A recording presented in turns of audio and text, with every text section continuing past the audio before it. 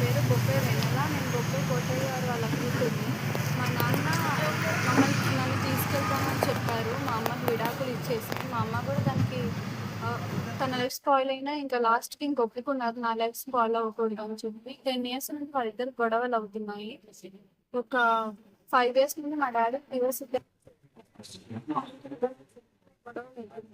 కోర్టులో కూడా ప్రాసెస్ అవుతుంది.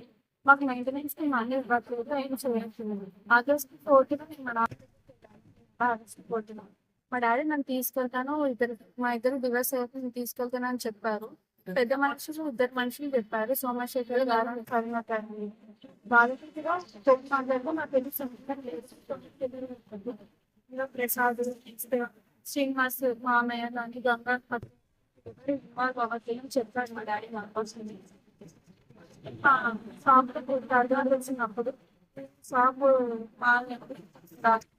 ఫోటో కట్టేసిందని చెప్పారు. ఇంకా ఎవరైనా ఫొటోస్‌లో ఎక్కించుకొని లేబర్ సర్టిఫికేట్స్, లైసెన్స్ తీయండి అంటే ఏం తీయలేదు. ఇంకా మమ్మల్ని చేసి పంపించేశారు అక్కడ నుండి. మేము ఆ రోజంతా అక్కడే ఉన్నాము. సీఏ గారు వచ్చి మమ్మల్ని తీసుకెళ్ళారు.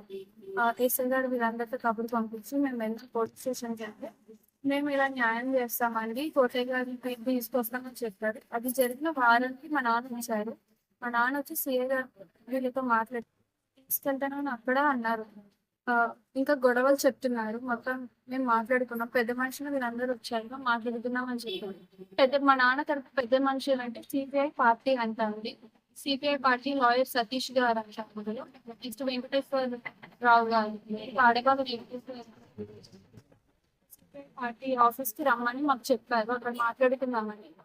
ఆఫీస్‌కి ఎందుకు వస్తామండి, ఇది పర్సనల్ మ్యాటర్, మా గొడవలు మేము ఇంట్లో చూసుకుంటామని చెప్తే, మీరు లేచి ఆఫీస్‌కి రావాలని చెప్పారు. ఇదే మాట మేము సీఏ గారికి చెప్పాము. ఆయన మాకు అధికారం పెట్టుకోండి అని చెప్పారు. మా నాన్నకి వాళ్ళకి కూడా చెప్పింది, భర్తకి రండి అని చెప్పి మా నాన్న రావట్లేదు అంటే ఇంకా డిలే చేస్తున్నారు, మమ్మల్ని తిప్పించుకుంటున్నారు. నేను బీటెక్ సెకండ్ ఇయర్ చదువుతున్నాను. నాకు కాలేజ్ పోతుంది. ఎప్పుడు ఇంకా పోలీస్ స్టేషన్ చుట్టూ ఇట్లనే తిరుగుతున్నాను నేను. ఒక 3 వీక్స్ నుండి దగ్గర 1 మంత్ నుండి నేను కాలేజ్‌కి వెళ్ళట్లేదు. నాకు ఒక తమ్ముడు ఉన్నాడు, బొప్పే శివ. మా తమ్ముడిని చూసుకుంటున్నాను. మా తమ్ముడు మా నాన్న దగ్గరే ఉన్నారు. మా తమ్ముడి గురించి నాకేం చెప్పట్లేదు. వాడు ఎక్కడ చదువుతున్నాడు ఏంటి, వాడు మా తమ్ముడు అడ్రస్ లేదు. ఇప్పటికీ మా నాన్న కింద మాతో ఏం అంత మాట్లాడలేదు. ఇప్పటికి వచ్చి మాట్లాడని నాన్న ఇట్లా మమ్మల్ని తీసుకెళ్తా అన్నారంట కదా అని చెప్పి నా ముందు ఒకలాగా మాట్లాడుతున్నారు, అందరి ముందు ఒకలాగా మాట్లాడుతున్నారు. సిఏ గారు కూడా చెప్పారు రండి మాట్లాడుకుందాం స్టేషన్కి వెళ్తే. సిఏ గారు మాట్లాడడం మా నాన్న రావాలి. పెద్ద మనుషులు వచ్చారు, వాళ్ళు కూడా వెళ్ళిపోయారు. మా తరఫున ఎవరు లేరు, మేమే ఉన్నాం. మా నాన్న వచ్చే వరకు మేము ఇలాగే తినకుండా ఏం చేయకుండా ఇలా ఉంటాం. అది రేపైనా సరే ఇలాగే ఉంటాం.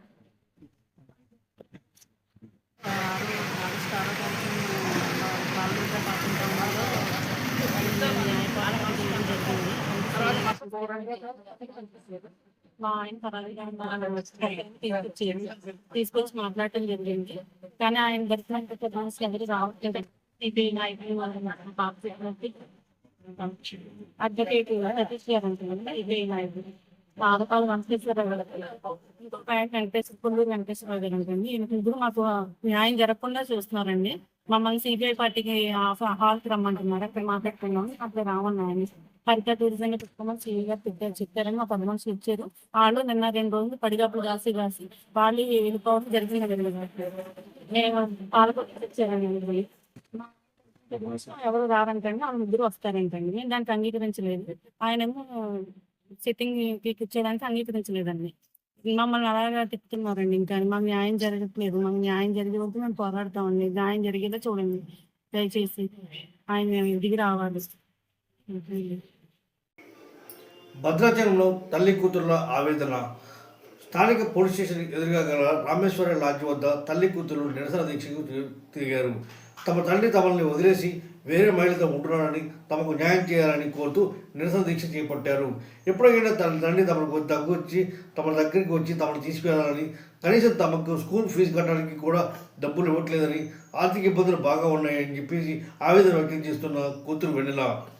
Anil Kumar, BCM news, Bhadrachalam.